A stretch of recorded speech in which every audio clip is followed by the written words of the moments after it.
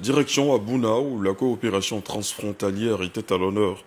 Le mardi 28 juillet 2026, la ville a accueilli la célébration de la Journée africaine des frontières, JAF, placée sous le signe de la promotion de la paix entre les populations transfrontalières de la Côte d'Ivoire et du Ghana. Cette initiative de la Commission nationale des frontières de Côte d'Ivoire avec l'appui du GIZ vise donc à créer un pont de sympathie. On fait le point avec Alassane Ouattara.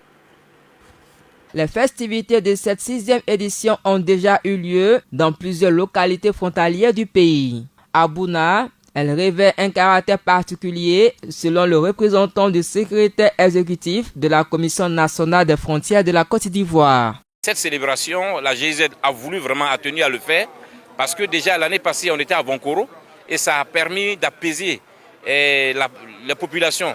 Ça a permis vraiment aux populations de se parler, d'apaiser, parce que avec la crise qui a connu cette zone, et donc c'est comme aujourd'hui une façon de prolonger la consolidation de la paix qui a été retrouvée, pour qu'on continue de maintenir cette cohésion retrouvée.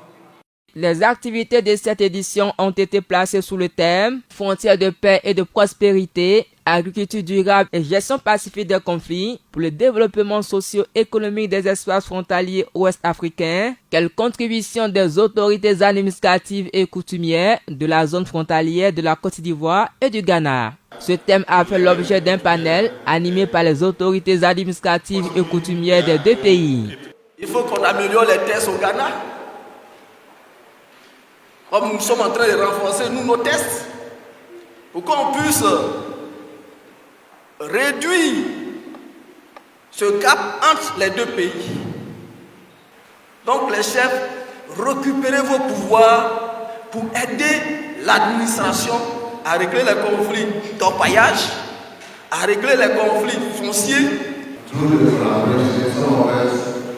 Malgré les barrières linguistiques, les panélistes ont insisté sur le renforcement de la coopération entre le Ghana et la Côte d'Ivoire. La dernière journée a été consacrée à une réunion de concertation entre les autorités coutumières de la Côte d'Ivoire et du Ghana pour faire sortir un mémorandum qui permettra de renforcer la paix dans les régions frontalières.